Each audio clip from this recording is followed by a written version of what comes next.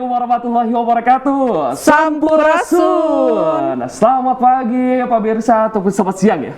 Iya. Ini sekarang siang, ini udah jam tapi 11 Iko. Iya, tapi ini karena studionya dingin. Kayak ini saya rasanya ini pagi gitu ya. Betul. Ya berarti kan kita harus semangatnya semangat pagi. Walaupun Betul sudah sekali. siang di jam 11 begitu di hari Senin, itu tandanya pemirsa TVRI Jawa Barat dimanapun Anda berada ini harus lebih semangat. Karena mungkin saja di hari Sabtu dan hari Minggu kemarin ini sudah recharge energi. Betul. Sudah healing begitu ya. Betul. Namun kami selalu mengingatkan kepada pemirsa TVRI Jawa Barat untuk tetap menerapkan protokol kesehatan secara ketat dan juga secara maksimal. Tentunya tetap menggunakan masker, tetap menjaga jarak, mencuci tangan dengan air mengalir yang dibarengi dengan sabun atau menggunakan hand sanitizer secara berkala. Jauhi kerumunan, kurangi mobilitas dan juga interaksi Anda. Dan yang paling terpenting adalah ini untuk melakukan vaksinasi booster ya. Betul sekali. Nih, tadi kan sudah disampaikan oleh Iko kalau Sabtu Minggu kemarin mungkin sudah recharge begitu ya, menambah lagi pundi-pundi semangatnya di minggu ini begitu nih. Hari Senin, hari pertama mengawali minggu ini, tentunya kita harus lebih semangat lagi bagi yang bekerja, lebih semangat untuk terus bekerja, dan yang sekolah ini karena sudah mulai pembelajaran tatap muka begitu ya, lebih semangat lagi belajarnya adik-adik, karena saya yakin sekali ini adik-adik yang sudah mulai sekolah lagi ini pasti rindu begitu ya dengan suasana sekolahnya, bertemu teman-temannya, belajar langsung bersama. Malah biasanya ini kalau sekolah gitu kan suka sambil rumpi-rumpi ya kalau anak-anak begitu ya. Iya, kemarin Sampai hari buat Sabtu terang ya Minggu. kalau sekarang ya. Iya, aku tuh liburan ke sini loh, aku liburan ke sini loh. Kalau mungkin di rumah aja biasanya mereka ngobrolnya sama temannya sekitar rumah lagi, kakaknya, adiknya atau ibunya lagi. Sekarang ngobrolnya sama semua teman-temannya di sekolah. Betul, mungkin sekarang juga sudah full begitu ya. Dari Senin hingga hari Sabtu, biasanya hari Sabtu diisi dengan tentunya Ekskul ya. ekstrakurikuler ya. Karena kalau misalnya kemarin melihat ini ya, saya menjadi kangen begitu, Sabtu biasanya yang ekskul yang wajibnya itu adalah pramuka. Jadi teman-teman atau adik-adik nih, ini saya melihat wah ini semangatnya sangat luar biasa. Betul. Begitu ya. Tapi saya melihat juga tetap menerapkan protokol kesehatan. Kemarin sudah semangat recharge gitu, kayaknya semangat juga kalau sekarang ini pada belanja online nih kayaknya. Belanja online, Betul. betul sekali. Ini sesuai dengan topik kita di media online dari tvrinews.com nih pemirsa, di mana Menko Luhut ini menyampaikan bahwa 2 juta lapangan pekerjaan ini akan tercipta jika kita belanja di e-katalog nih. Iko suka belanja di e-katalog nggak nih kira-kira? Iya dong, karena sekarang kayaknya lebih kayak, aduh mau kemana ya? Terus juga kayaknya lebih mawas diri begitu ya, karena pandemi COVID-19 begitu. Betul. Karena tentunya dengan e-katalog juga kita lebih bisa banyak berinteraksi dengan seller atau penjual begitu. Jadi bisa lebih tentunya ini ukurannya seperti apa, spesifik bahannya seperti apa begitu. Dan jangan lupa nih, untuk para pemirsa TVRI Jawa Barat yang akan berbelanja secara e-katalog begitu secara online, ini harus dilihat juga bagaimana review-reviewnya. Jadi kalau misalnya kita melihat ini topik kali ini adalah Menko Luhut, 2 juta lapangan pekerjaan akan tercipta jika belanja di e-katalog. Memang benar sih. Jadi kalau misalnya kita seller-seller yang sangat luar biasa penjualannya, jadi itu di gudang itu luar biasa. Banyak sekali stok ya? Iya, stoknya luar biasa, berjibun-jibun, tapi ini harus melibatkan banyak sekali pekerja dan itu sangat membantu sekali. Betul, sekali ini juga bisa menjadi salah satu penguatan ekonomi kita untuk bisa tetap kokoh begitu ya melewati tantangan ekonomi dunia. Karena ini begitu banyak sekali tantangan ekonomi dunia yang sedang kita hadapi, tapi Indonesia harus tetap meningkatkan kinerjanya, dan terlebih dengan gerakan Bangga Buatan Indonesia ini bisa menjadi solusi yang tepat untuk penguatan ekonomi dalam negeri. Dan berikutnya ini topik yang kemarin sedang hangat juga adalah peringatan Hari Anak Nasional. Dan Betul. Presiden Republik Indonesia Joko Widodo juga mengungkapkan di hari peringatan Hari Anak Nasional ini bahwa jangan sampai terjadi lagi aksi perundungan terhadap anak begitu ya Pak ya, karena banyak sekali kemarin kasus-kasus perundungan yang mungkin terselesaikan dengan baik dan bahkan tidak terekspos ke media sama sekali dan tidak terselesaikan, dan anak-anak ini selalu menjadi korban begitu. Betul sekali Amel, kalau misalnya kan ini dirayakannya atau diberikan pada tanggal 23 Juli ya. Betul. Ini kalau misalnya pemirsa TVRI Jawa Barat melihat bagaimana tentunya kemeriahannya jika kita melihat Presiden Joko Widodo ini melakukan sulap. Jadi dia melakukan sulap di hadapan anak-anak, ini sangat luar biasa sekali. Jadi tentunya ini salah satu aksi presiden begitu ya. Bagaimana caranya di Hari Anak Nasional ini menghibur anak-anak di Indonesia. Betul. Begitu ya, dengan melihatkan tips dan triknya kosong, kosong, dan kosong. Mungkin kalau saya harapan kosong kali ya mendapatkan. Oh, curhat gitu. Ini padahal masih baru hari Senin loh, baru Iya. mengawali minggu udah curhat kosong-kosong lagi begitu ya. Tapi semoga saja di peringatan Hari Anak Nasional ini tidak ada lagi aksi kekerasan terhadap anak-anak terjamin masa depannya, dan semua cita-cita anak-anak Indonesia ini bisa tercapai dengan baik apapun itu prosesnya ya. Iya, Amel, yang terpenting adalah pendidikan dari skala kecil terlebih dahulu, dari keluarga, lalu dari sekolah, dan juga lingkungannya. Jadi ini Betul. peran orang tua sangat luar biasa untuk melindungi anak-anak tercinta sebagai generasi yang unggul untuk menciptakan Indonesia maju. Ya. Betul Tentunya pada sekali. kesempatan kali ini seperti biasa pun kita akan menghubungi beberapa narasumber begitu ya. Betul. Dan kami pun mengundang pemirsa TVRI Jawa Barat dimanapun berada untuk bergabung bersama kami ya begitu ya. Bisa via Zoom begitu ya, ataupun tentu juga interaktif, via begitu ya. interaktif ya di 540-6677. Dan pada kesempatan kali ini kita sudah terhubung dengan Kadis Kominfo Ciamis Bapak Tino Armiyanto Lukman. Selamat STMSI. Selamat siang Sampurasun. Siang Rampe. Baik. Apa kabar Pak Tino? Sehat Pak? Alhamdulillah baik.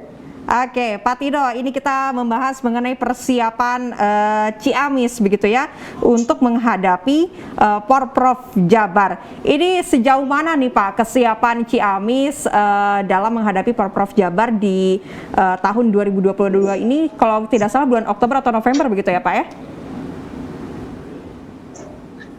Ya, terima kasih. Alhamdulillah pada kesempatan hari ini kami dari Kabupaten Ciamis berkesempatan untuk bisa ikut hadir di acara TVRI. Perlu kami sampaikan bahwa sampai pada bulan November nanti bahwa kita berkesempatan untuk menjadi salah satu tuan rumah dari Porprov.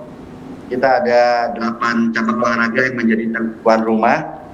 Mudah-mudahan kesempatan yang baik ini kami sampaikan bahwa kami siap melaksanakan Porprov di Kabupaten Ciamis, terutama di acara pembukaan dan penutupan.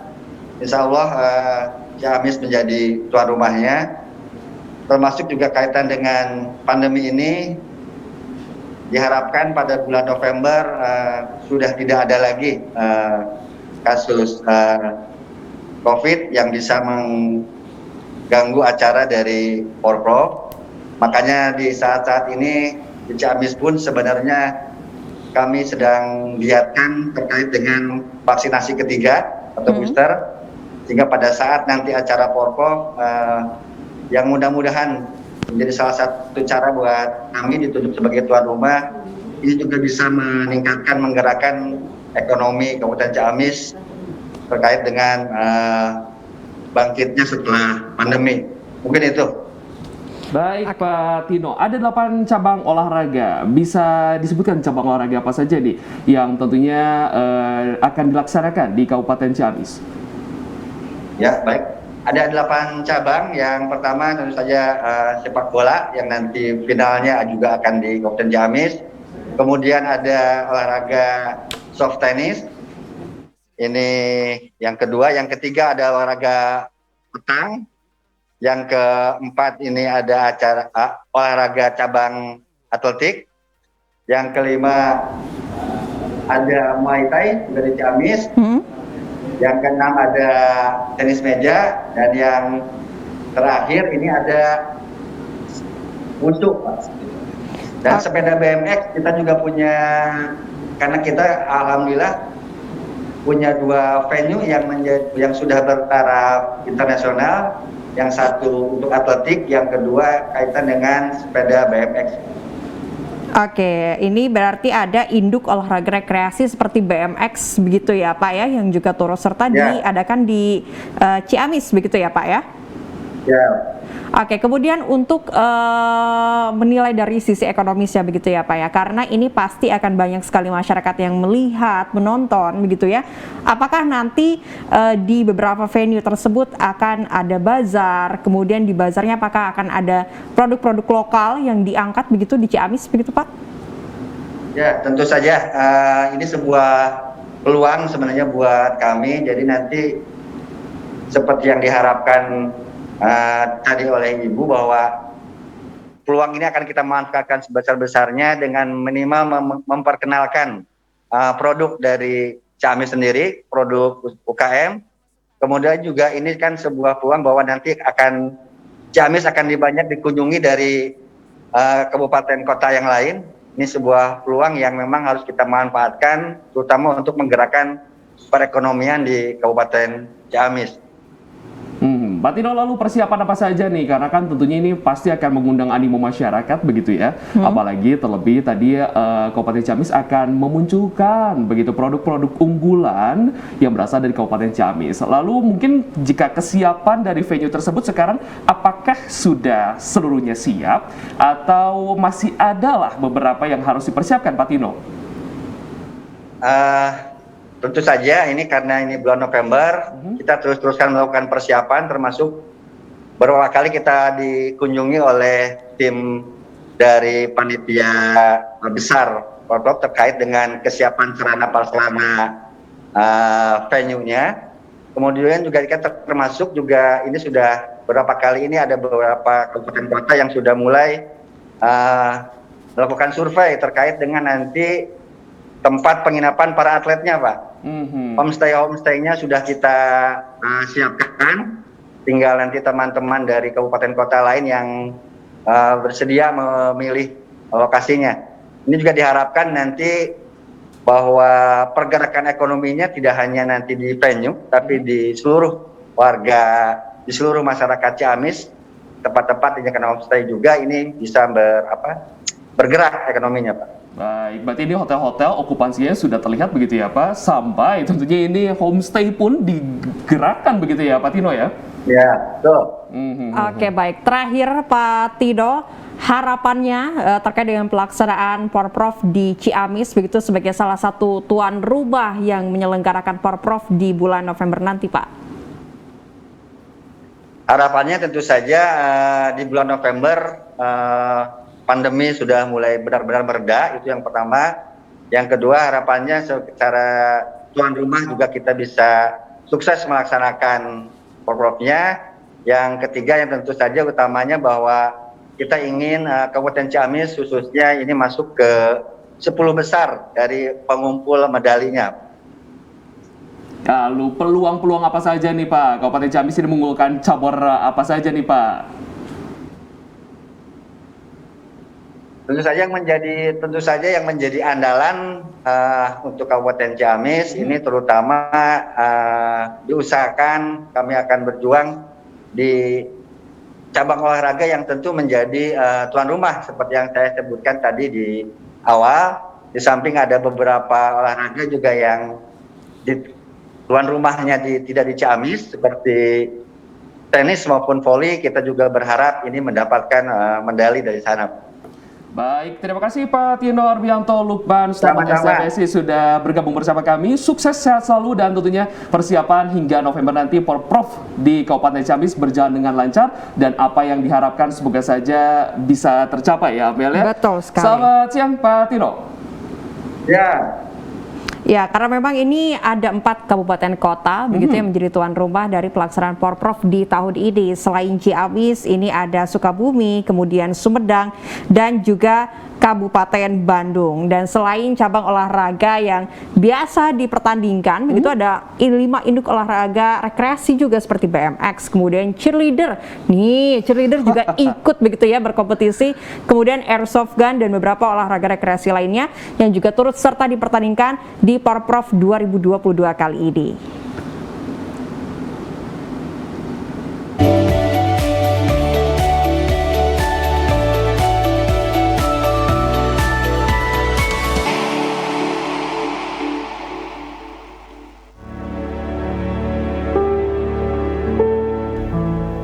Ketika kekecewaan, putus asa dan kehilangan harapan menghantui setiap hari, kita tidak bisa melihat masa depan. Seolah semua mimpi terkubur dan tak bisa lagi diraih. Tapi kita tidak boleh menyerah dengan keadaan. Kehidupan harus terus berjalan. Mimpi-mimpi itu harus digapai bersama. Bangkit dalam keputusasaan, melangkah kembali untuk masa depan yang cerah, karena semangat harus terus menyala dalam diri untuk menerangi jalan menuju kebahagiaan. Bangkit bersama untuk membangun Indonesia, merajut asa untuk masa depan bangsa.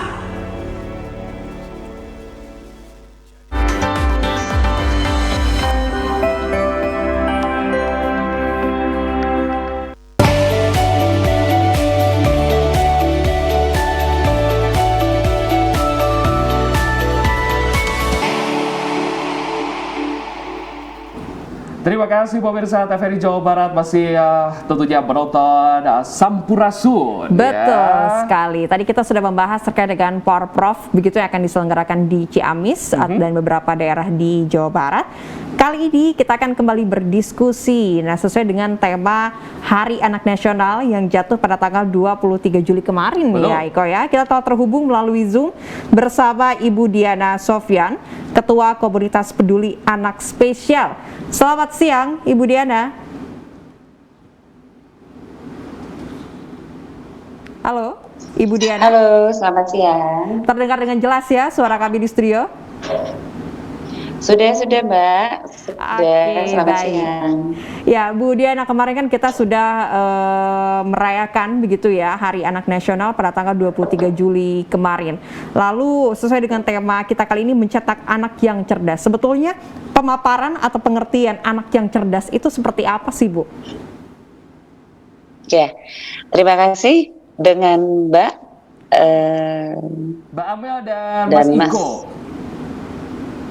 Ya, kalau kategori sebagai anak cerdas itu menurut saya sih semua orang diciptakan harus ada dengan kecerdasan yang memang sudah terlahir. Kalau enggak, Tuhan bagaimana menciptakan manusia, begitu ya? Betul enggak? Iya.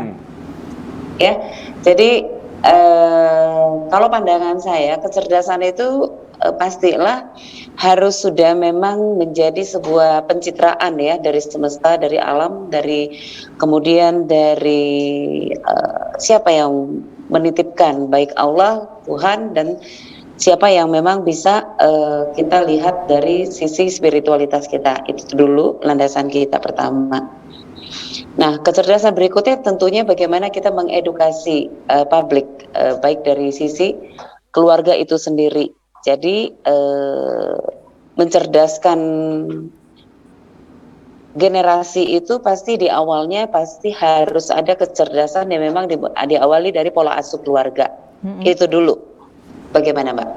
Baik, jadi tentunya dari lingkup keluarga terlebih dahulu. Betul. Ya, bagaimana menciptakan tentunya anak yang tentunya bibit-bibit unggul untuk generasi ke depan. Lalu Bu Diana, ini kan tentunya sebagai Ketua Komunitas Peduli Anak Spesial atau KEPAS Indonesia, begitu ya. Kegiatan-kegiatan apa saja sih Bu? Apalagi tentunya kemarin nih kita memperingati Hari Anak Nasional, Bu Diana. Iya. Baik, sebelumnya saya memperkenalkan dulu KAPAS ini, Komunitas Peduli Anak Spesial. Komunitas ini bergerak atas inisiasi dari kumpulan para orang tua. Nah, dari para orang tua yang kemudian di mana anak-anaknya mempunyai kelebihan sebagai individu spesial. Saya katakan kelebihan itulah yang akan kita kupas nanti sampai ke tingkat pencerdasan itu. Nah, kelebihan ya memang kita katakan individu spesial. Siapapun orang dan sosok yang terlahir itu pasti ada sisi spesialnya begitu.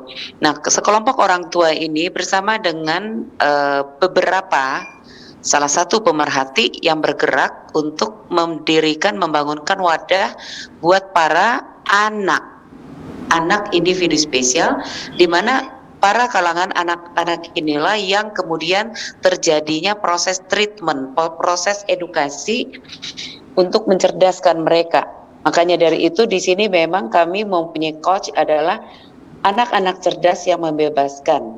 Begitu. Itu Ya. dulu dari pengenalan saya tentang komunitas peduli anak spesial. Ya, kemudian Bu Diana, di Hari Anak Nasional ini tentu kita menjadi recall tersendiri, begitu ya, betapa pentingnya pola asuh orang tua. Terlebih banyak sekali kasus-kasus kekerasan terhadap anak yang mungkin ujungnya adalah asal muasalnya dari lingkup keluarganya sendiri. Sebetulnya pola asuh seperti apa ini yang harus kita ciptakan bersama buah hati, begitu ya? Meskipun karakteristik setiap anak ini tentunya pasti sangat berbeda, begitu Bu? Betul. Karakteristik anak menurut saya itu bagaimana, kembali lagi kepada bagaimana kita mentreatment di dalam keluarga, mengedukasi kepada si anak itu. Inilah yang namanya kita katakan kaderisasi. Kita katakan kenapa saya katakan itu adalah landasannya adalah keluarga terutama, dan pendekatan keluarga itu betapa sangat penting, memberikan parenting, memberikan edukasi keluarga itu bukan semata-mata mereka diberikan tentang ilmu secara gizinya saja, namun kita juga harus membentuk para semua keluarga itu mentalitas, ya, psikologinya keluarga, bagaimana mereka, karena kebayangnya dua sosok bertemu kemudian turun melahirkan anak-anak mereka. Dua sosok ini pribadi yang kadang-kadang ada berbeda. Nah, penyamaan perbedaan itu yang sehingga menurunkan, menciptakan di generasi-generasi selanjutnya di dalam pola asuh, sehingga terhindarnya kekerasan, kemudian baik kekerasan baik dari secara verbal maupun kekerasan secara fisik, itu tuh harus dihindari sedini mungkin sehingga tidak meninggalkan trauma-trauma tersebut. Banyak hal pastinya dengan zaman yang saat ini sudah semakin maju, kita sangat bisa untuk memberikan edukasi-edukasi tersebut pada setiap keluarga di bagian pelosok manapun, di mana juga kita berlomba pula lah anak-anak yang zaman sekarang ini tidak bisa dihindari lagi, di mana mereka sudah sangat membutuhkan membutuhkan gadget ini dan semuanya, sehingga konsumsi juga teknologi sangat mudah sekali dimanfaatkan oleh para anak-anak kita yang masih usia kecil, usia dini, dan sehingga apapun yang mereka dapatkan mereka bisa belajar dari gadget dan dari media-media itu tersebut. Nah, teknologi ini berlomba dengan kecerdasan para orang tua ini tadi. Tentunya orang tua yang artinya secara manual, secara otodidak mereka belajar, harus secepatnya pula lah diedukasi untuk pendekatan kepada si anak di dalam keluarga secara lapangan. 24 jam anak yang masih sangat usia dini bersama dengan para keluarga. Pendekatannya ini tadi harus sangat-sangat ekstra super, ya, maksud saya bukan lagi ini, harus super diberikan baik secara pendidikan, secara akhlak mereka, secara iman mereka, baik secara kepercayaan mereka, agama mereka, kemudian mereka, kalaulah orang tua banyak yang bekerja, bagaimanapun kualitas waktu itu harus diprioritaskan terlebih dahulu.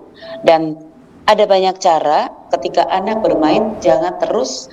Dunia sekarang ini sudah lebih banyak fasilitas yang sangat memanjakan anak. Contohnya dari salah satu itu gadget, kemudian mall juga, ya, sehingga mereka sangat lupa tentang alam. Alam ini sangat baik juga untuk mendidik anak ketika ada di dalam lingkungan rumah itu sendiri. Alam itu bukan berarti mereka harus berpiknik ke alam, itu yang kesekiannya lagi bisa beri fasilitas kepada anak. Tapi alam ini ada di dalam rumah itu sendiri. Dari mulai bangun tidur sampai mereka akan keluar dari rumah itu sudah alam itu. Begitu. Nah, edukasi dari landasan keluarga ini tadilah pendekatan-pendekatan mulai dari dialog, mulai dari kalau mereka muslim mereka harus taat, mereka diajarkan sedini mungkin tentang sholat, kemudian mereka juga diajarkan tentang bagaimana pengalaman-pengalaman para nabi, pengalaman-pengalaman para orang-orang yang memang ahli di dalam iman, kepercayaan mereka. Kemudian mereka juga diajarkan tentang daya juang dan seterusnya. Dan itu dialog-dialog yang memang dibahasakan kalau mereka usia dini, ya bahasakanlah, bukan mereka seperti orang tua itu jangan berdiri di hadapan anak, bukan seperti guru terhadap anaknya, tapi jadikanlah ya memang bahasanya ketika mereka usia anak, ya bahasalah dengan bahasa ya anak, bahasa ya memang penyampaiannya dengan anak. Ketika masuk ke usia remaja, mulailah dengan menemani mereka sebagai peer mereka. Ketika mereka mulai masuk dalam dunia kerja, jadikanlah mereka juga sebagai sebagai rekan partner. Nah, seperti itu. Untuk menghindari sesuatu kekerasan juga, itu juga harus diedukasi. Jangan sampai didampingi sedini mungkin. Jangan sampai mereka mendapatkan kekerasan-kekerasan baik secara verbal maupun secara fisik itu. Itu semua diawali dari keluarga, begitu. Baik, jadi ini ya peran keluarga ini harus ekstra begitu. Betul. Ya, dari saat kecil, lalu juga pendampingan saat ekstra, saat remaja sebagai tentunya rekan, dan juga yang tadi sudah dikatakan oleh Bu Diana. Bu Diana, tentunya harapan karena 23 Juli ini tentunya kemarin kita akan memperingati Hari Anak Nasional. Harapan ke depan tentunya dari Ketua Komunitas Peduli Anak Spesial seperti apa? Iya. Harapan ya, saya kebetulan mendampingi para keluarga dan juga para anak-anak yang mempunyai kelebihan individu spesial. Tentu harapannya mereka ini punya hak yang sama juga dengan yang kita katakan reguler atau yang kita katakan dalam tanda kutip bahasa normal itu tadi. Mereka punya hak, kenapa? Hak pendidikan, hak butuh untuk diberikan sebuah reputasi, dimartabatkan, itu mereka punya hak. Seringkali orang sampai kepada tingkat pendidikan dalam usia dini, sehingga sampai tingkat usia mereka remaja juga, seringkali juga mereka mendapatkan perlakuan perundungan itu tadi atau bullying, begitu. Jika kita melihat kepada himbauan Bapak Presiden kita beberapa waktu yang lalu untuk bagaimana mencerdaskan, menghindari perundungan, kembali lagi, jika ada tadi saya sentuh kepada sisi keluarga, dan ketika keluarga melepaskan anaknya luar dari rumah mereka, anak ini akan berinteraksi dengan dunia sosial mereka. Masyarakatlah yang punya tanggung jawab untuk melakukan sebuah edukasi kepada setiap anak dengan tindakan yang sangat baik, mewakili daripada tindakan para yang paling dekat setelah dari orang tua tentu guru, kemudian dari guru, kemudian baru turun kepada teman kepada masyarakat dimanapun. Contoh sangat simpelnya, bagaimana kita mengajarkan kepada anak untuk etika menyapa, itu simpel. Masyarakat dimanapun perpanjangan tangan guru pun menyapa. Mulailah dengan bertindak itu dengan menyapa, dengan sapaan yang sangat ramah, sapaan yang dengan penuh senyuman, sapaan yang penuh sangat ramah. Kemudian dari guru itu turun kepada si anak, murid yang lain, dan seterusnya, dan seterusnya. Sehingga si anak atau sosok-sosok pada semua orang pun, mereka bertemu dengan pihak manapun, bahkan mohon maaf tukang parkir atau tukang penjaga WC pun, di toilet pun, di mall dimanapun, mereka bisa memberikan salam dan mengucapkan terima kasih. Ini contoh simpel. Jadi sampai sedetil itulah ketika kita mengajarkan etika, sapaan yang sangat kita merasa bahwa itu adalah hal yang gak perlu, yang menurut kita hal yang lebih baik kita berikan kepada pendidikan, menguatkan mentalitas ini adalah di ranah hal-hal yang lainnya. Baik. Itu contoh simpel. Baik. Nah, terkait dengan ya. Baik, terima kasih Bu Diana sudah bergabung bersama kami. Iya. Tentunya harapan yang tadi sudah diutarakan semoga saja ini dari tingkat keluarga ini lebih ekstra begitu ya tentunya. Salam untuk seluruh komunitas anak peduli spesial begitu ya tentunya. Semoga saja seluruhnya diberikan kesehatan dan kelancaran dalam melakukan kegiatan. Selamat siang. Terima kasih Bu Diana. Baik, terima kasih. Oke, baik, yang bisa saya garis bawahi begitu ya, kalau dari penjelasan tadi kurang lebih ini terkait dengan responsif parenting begitu ya Iko ya. Jadi sebisa mungkin kita sebagai orang tua itu harus selalu ada di saat anak membutuhkan kita, dan ajaklah anak berdiskusi sedini mungkin. Memang dengan gaya bahasa yang berbeda di setiap tingkatan usianya, namun itu adalah gaya parenting yang sedang tren begitu di masa sekarang, karena biasanya ini para orang tua yang baru memiliki anak, konsep parentingnya ini masih sesuai dengan mengikuti zaman dahulu begitu. Kata orang tua harus begini, kata orang tua harus begini. Nah, inilah yang akhirnya menjadi pembenturan pola asuh yang tidak sesuai begitu. Betul. Ya. Jadi mungkin para orang tua mungkin sekarang pola asuhnya sudah berbeda. Betul. Dan harus bagaimana nih caranya dengan kecanggihan teknologi. Betul. Dan juga tentunya apakah kalau misalnya rewel haruskah gadget selalu kah? Ya. Kalau misalnya anak-anak ingin main haruskah ke mall kah? Tadi kalau sudah dikatakan oleh Bu Diana, mereka sudah lupa dengan alam, bahwa alam Betul. juga memberikan pendidikan kepada anak-anaknya. Betul sekali. Dan pemirsa, kita akan kembali usai jeda video klip berikut ini. Begitu syarat yang gak ada di benak menanti tersirat. Ada segala cara dan berbagai jalan untuk mewujudkan hasrat di hati, hayalan ke dalam cipta dan seni. Mari berkarya dalam puisi dan lagu, musik dan tari. Layar perak, panggung gerak adalah tempat kita, insan dunia. Ekspresikan diri. La la la la ya. La la la la ya. La la la la ya. Begitu syarat hal yang mungkin yang dapat kita perbuat untuk berbagi rasa berbagai suka dengan cara yang mulia, wujudkan semua harapan ke dalam cipta dan seni. Mari berkarya dalam puisi dan lagu, musik dan tari. Layar perak, panggung gerak adalah tempat kita, insan dunia. Ekspresikan diri.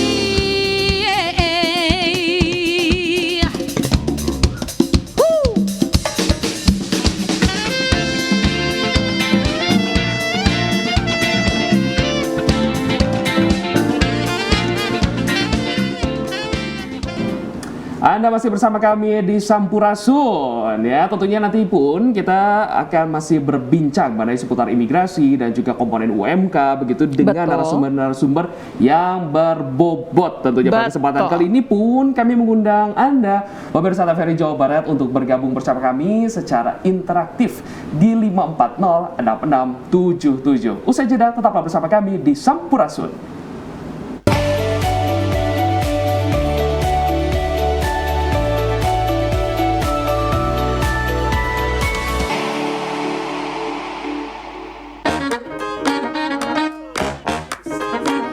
Halo, aku Modi, Sobat Digitalmu. Kamu tahu nggak kalau siaran TV analog akan diganti menjadi digital? Untuk beralih ke siaran TV digital, kamu hanya perlu menginstal set-top box tanpa membayar iuran bulanan. Siaran TV digital membuat gambar televisimu lebih bersih, lebih jernih, dan lebih canggih teknologinya. Ayo, segera bermigrasi ke siaran TV digital. Bersih gambarnya, jernih suaranya, canggih teknologinya.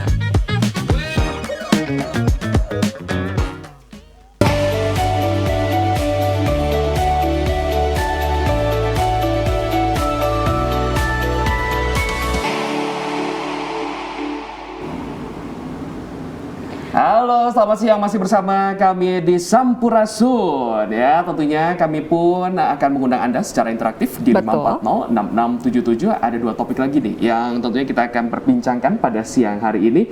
Yang tentunya selanjutnya kita akan berbincang mengenai pelayanan imigrasi di era reformasi. Sudah tergabung bersama kami selaku Kepala Kantor Imigrasi Kelas 1 TPI Bandung, Bapak Arif Hazairin Satoto. Selamat siang, Pak Arif.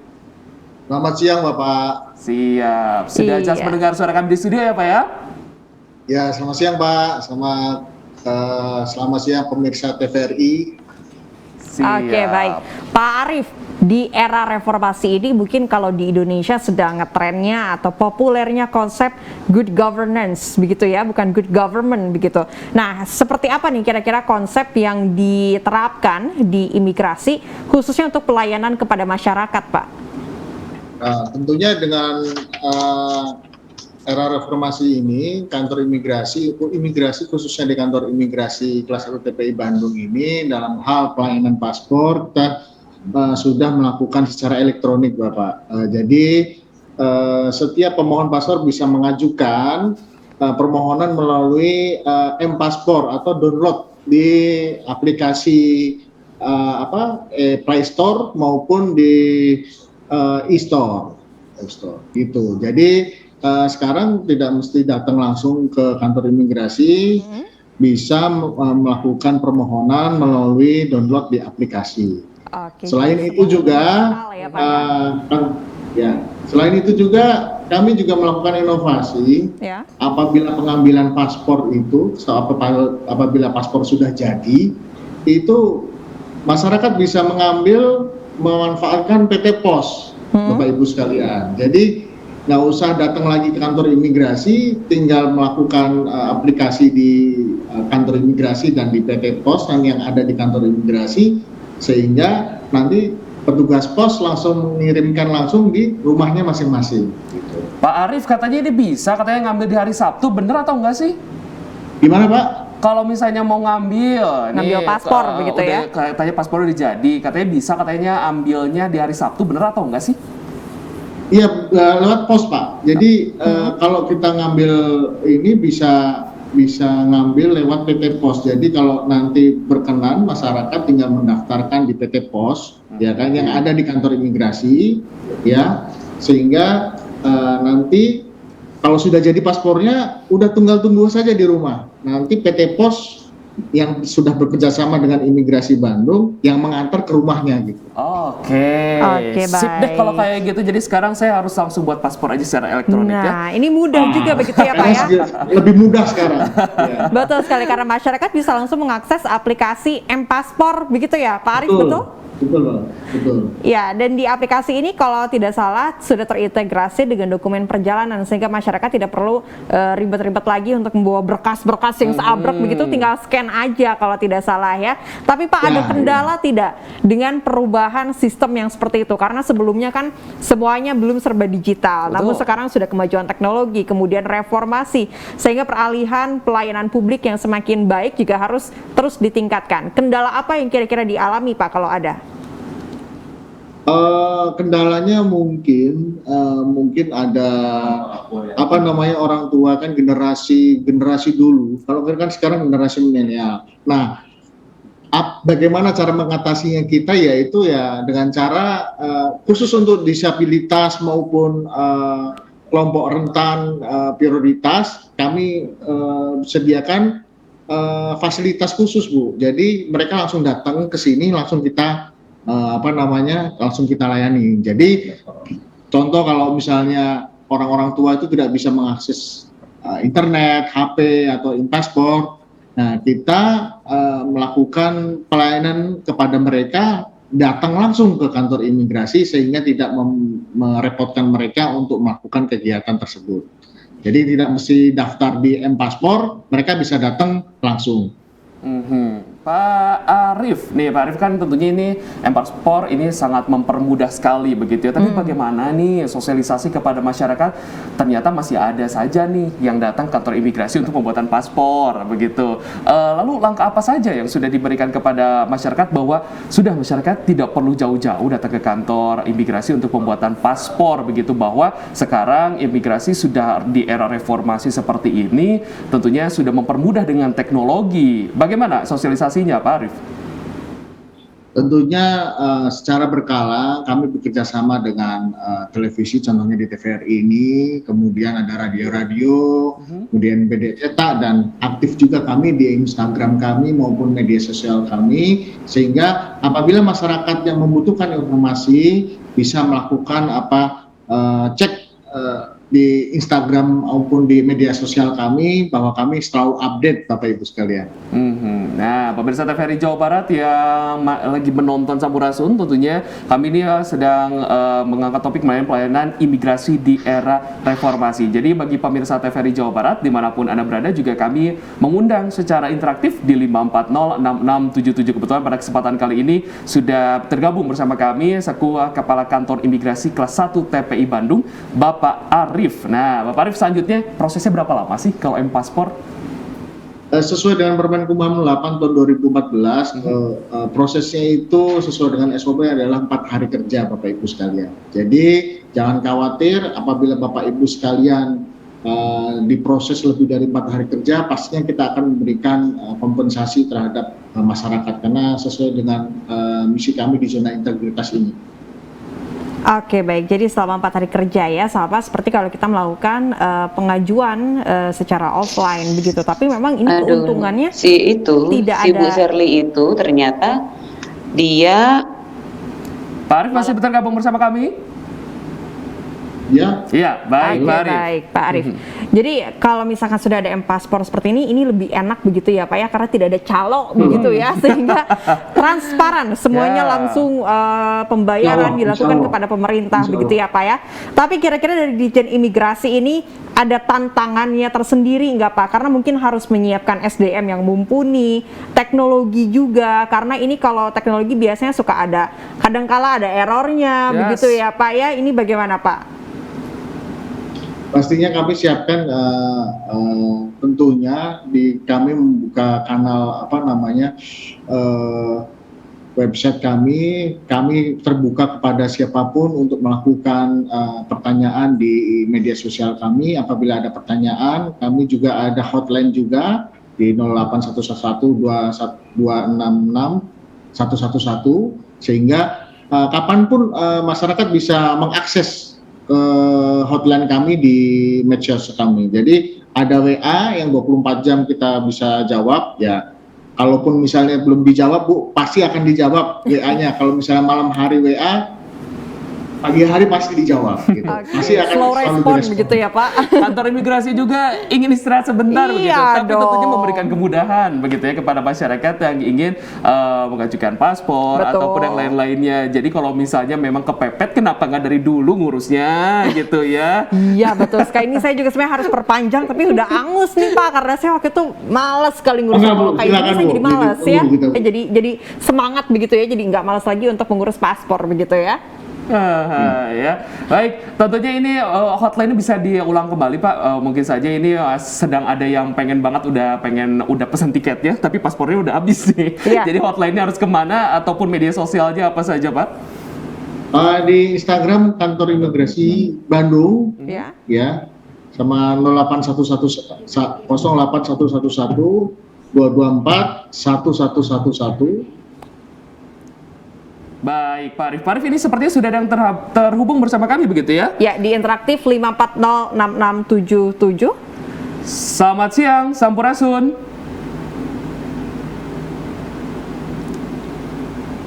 Sampurasun.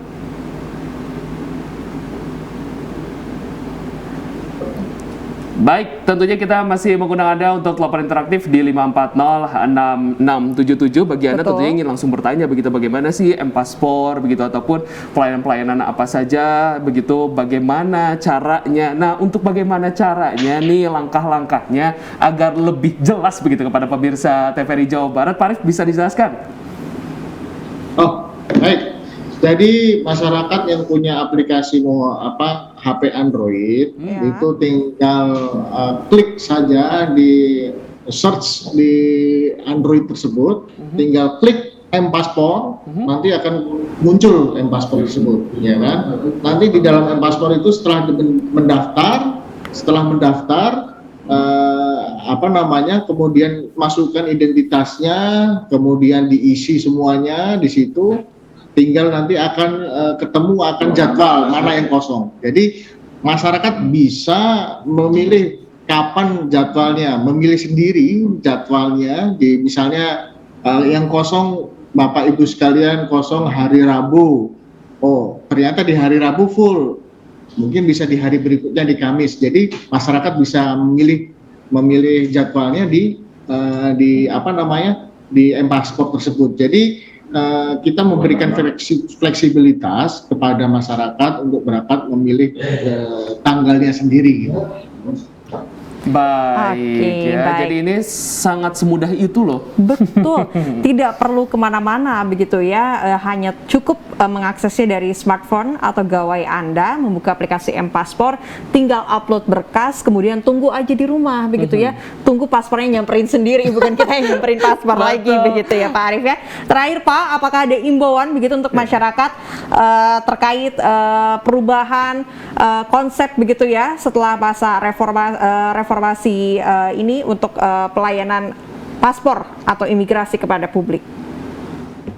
Tentunya kantor imigrasi Bandung khususnya sangat mendukung dan sangat akan membantu masyarakat dalam pengurusan paspornya. Terbukti apabila masyarakat ingin melakukan komunikasi ke kami, tinggal follow di media sosial kami, atau apabila ada pertanyaan bisa ke hotline kami di 0811 di 244 111 0811 226 1111. Itu saja. Baik ya, jadi itulah informasi yang sangat luar biasa transparansinya, terus juga tentunya bagaimana caranya untuk membuat paspor, gak usah capek-capek, gak usah ngantri berjubel ya, tinggal klik di rumah sambil rebahan juga oke, rebahan nanti PT Pos datang untuk mengantarkan paspor Anda ya. Betul sekali, terima kasih Pak Arief sudah bergabung bersama kami, sudah berkenan hadir juga melalui Zoom di Sampurasun pada siang hari ini. Lancar selalu dan sukses selalu, pelayanan untuk publiknya juga semakin ditingkatkan lagi begitu ya Pak ya. Terima kasih Pak Arief. Terima kasih Bu, terima kasih. Selamat siang. Bapak. Baik, tentunya kita masih akan membahas satu topik yang luar biasa juga ya pada siang hari ini. Tapi kami juga mengundang Anda untuk interaktif di 5406677 sekali lagi.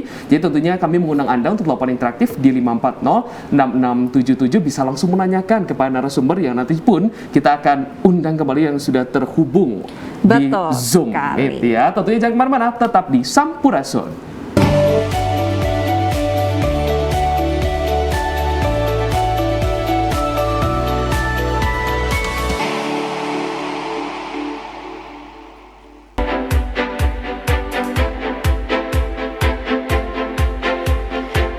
Mengetahui persepsi pemirsa terhadap kualitas siaran dan program acara TVRI Jawa Barat. TVRI Jawa Barat menyelenggarakan survei online untuk mengukur sejauh mana program acara TVRI Jawa Barat ditonton dan diminati oleh pemirsa.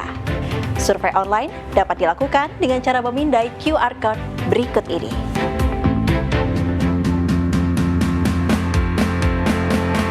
Atau Anda juga bisa mengakses melalui tautan di bawah ini. Dan QR Code juga bisa dipindai melalui layar televisi Anda di setiap siaran TVRI Jawa Barat.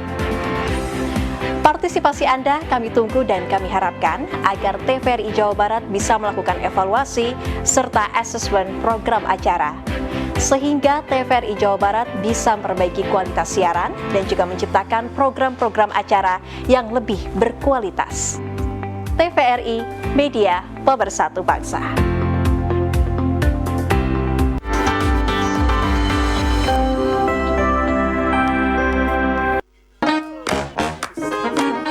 Halo, aku Modi, Sobat Digitalmu. Kamu tahu nggak kalau siaran TV analog akan diganti menjadi digital?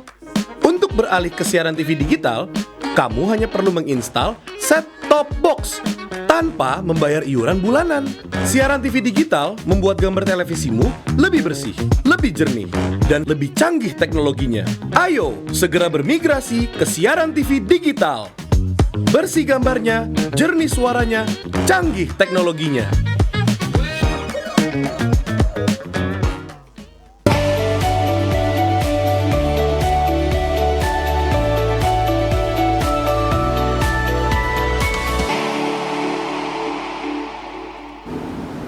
Anda masih bersama kami di Sampurasun. Kita akan kembali berdiskusi kali ini topik terakhir terkait dengan penetapan komponen UMK tahun 2023. Kami juga akan mengundang Anda atau menantikan Anda untuk bergabung begitu bersama kami ya di interaktif 5406677 untuk bisa bertanya secara langsung kepada narasumber yang akan terhubung nanti melalui Zoom, atau juga mungkin bisa mengeluarkan opininya atau pandangannya yang nanti akan disanggah oleh narasumber tentunya. Nanti kita akan berdiskusi bersama Insinyur Abdul Haji Wijaya MSc selaku Wakil Ketua Komisi 5 DPRD Jawa Barat yang akan kami hubungi melalui Zoom. Apakah sudah terhubung? Kita langsung sapa saja. Selamat siang, Pak. Pak Abdul, selamat siang.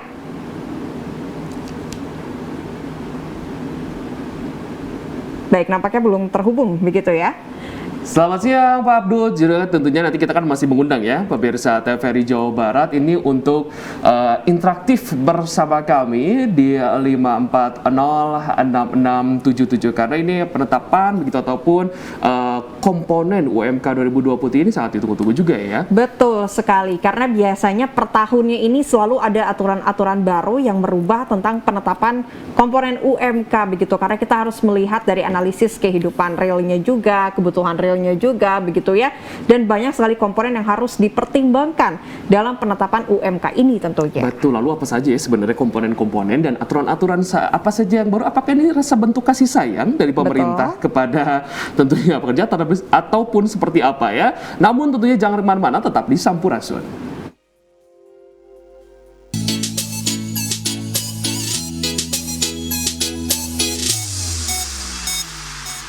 Harus bagaimana lagi mencuri perhatianmu, suka sama aku. Aku sudah dandan rapi, semprot parfum sana sini, kurang apa lagi?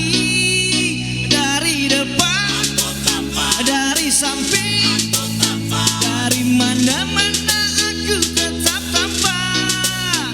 Lagi bobo, Lagi bobo, ini tetap harus bangun nonton Sampurasun ya. Iya, ini Kok biasanya siang-siang kan masih bobo biasanya bukan ya? bobo sih, ini udah siap-siap mau makan siang Betul. harusnya ya. Jadi kalau misalnya lagi di jalan gitu ya, lagi live streaming ataupun lagi nonton nih di rumah Betul. dengan kanal digital, lagi nyiapin masakan, semangatnya di Sampurasun karena kita juga ini akan membahas topik mengenai penetapan komponen UMK 2023. Ya, langsung saja kita sapa yang sudah terhubung melalui Zoom Pak Insinyur Abdul Haji Wijaya, Wakil Ketua Komisi 5 DPRD Jawa Barat. Selamat siang Pak Abdul. Assalamualaikum. Assalamualaikum. Saya Abdul Haji, sahabat semua. Nih, dari saya Wakil Ketua Komisi 5 DPRD Jawa Barat. Salam sehat. Salam Ya. sehat tentunya. Sehat semuanya. Pak Abdul, ini sesuai dengan tema kita penetapan komponen UMK 2023. Sebetulnya ya Pak, ini regulasi pengupahan di Indonesia itu apa saja Pak? Iya. Jadi memang dulu ada PP 78 ya, tahun 2015 tentang pengupahan, diubah menjadi PP 36 juga ya. Nah, di mana ini ada penetapan yang UMK ya, upah minimum kota kabupaten. Ini disahkan oleh gubernur, disurvei dulu oleh Dewan Pengupahan, dan kemudian dari situ keluar angka. Nah, Dewan Pengupahan ini ada 3 aspek, jadi ada independensinya yang bagus ya, dari pemerintah, dari pengusaha maupun dari unsur pekerja. Pemerintah ini jadi semacam wasit gitu. Ini berjalan beberapa bertahun-tahun, kemudian bersama mereka 3 aspek, 3 lembaga ini bekerja sama melakukan survei langsung ke pasar, minimal 3 pasar, dan kemudian mendapat angka-angka komponen-komponen yang akan menyusun dengan perhitungan jadi upah minimum begitu. Dan ini posisinya adalah sebagai jaring pengaman untuk pekerja lajang yang baru mulai bekerja. Jadi jangan dianggap semua orang bekerja UMR, yang harusnya yang semakin lama dia bekerja ada kenaikan gaji dan sebagainya.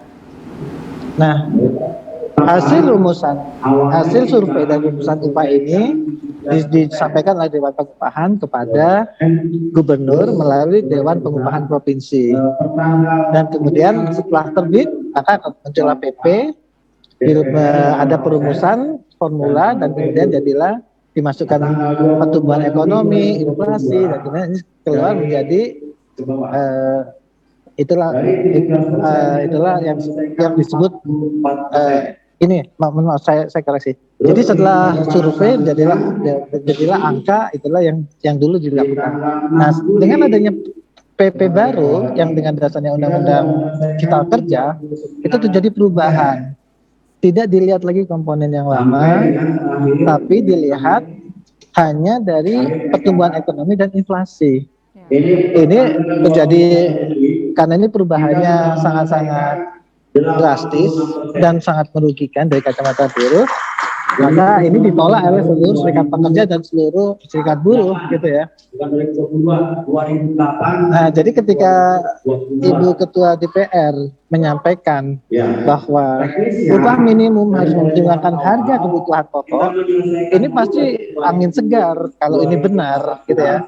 Artinya kembali kepada konsep sebelum Undang-Undang Cipta Kerja, gitu. Nah, dengan demikian, ya sementara kemudian kita melihat justru Ibu Ketua DPR lah yang mempercepat proses pembahasan Undang-Undang Cipta Kerja sehingga muncullah tadi upah minimum tidak lagi terkait dengan harga kebutuhan pokok, tapi hanya menghitung angka inflasi aja, begitu ya. Gitu. Jadi kalau ini betul yang dikatakan Ketua DPR, ini angin segar, artinya kita tinjau lagi itu yang namanya Undang-Undang Cipta Kerja maupun peraturan pemerintah turunannya. Demikian. Oke, baik. Pak Abdul, kalau di 2022 kemarin ini kan sudah ada formulasi baru untuk penetapan upah akibat adanya Undang-Undang Cipta Kerja tersebut, begitu, dan besaran upah juga mungkin dirubah kembali. Untuk tahun 2023, apakah kira-kira pertimbangannya akan masih sama atau melihat faktor lain, begitu Pak? Ya, yang berlaku itu, gitu ya. Ini kan tinggal kemauan politik kita. Ketika Ibu Ketua DPR yang juga sekarang kita dengar sebagai calon presiden menggadang-gadangkan tentang bahwa kembali dengan mempertimbangkan harga kebutuhan pokok, artinya kan kembali kepada konsep sebelum Undang-Undang Cipta Kerja. Ini pasti angin segar kalau betul. Nah, masalahnya ini kan harus ada perubahan undang-undang lagi, gitu ya. Nah, ini siap nggak ada formulasi yang terbaik seperti ini? Sementara diskusi yang berkembang di masyarakat, diskusi yang berkembang di serikat pekerja adalah bahwa pemerintah ini hari-hari ini sangat-sangat berpihaknya kepada pemodal, gitu ya.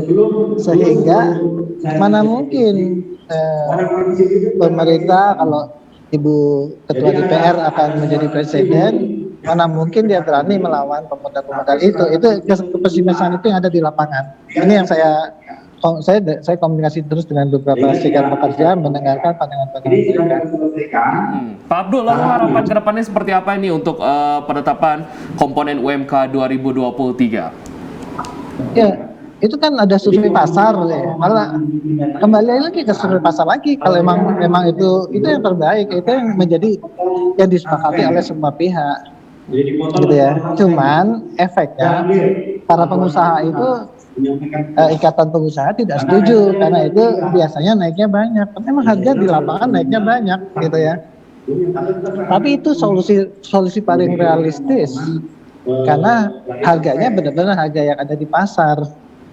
Kalau sementara inflasi kan nasional, beberapa daerah ada inflasi yang rendah, beberapa daerah inflasi yang tinggi, ada deflasi dan lain-lain, gitu ya. Ini juga satu angka inflasi nasional dipakai di satu negara pasti akan menimbulkan permasalahan di daerah-daerah yang inflasinya rendah atau inflasinya tinggi, lebih tinggi dari rata-rata.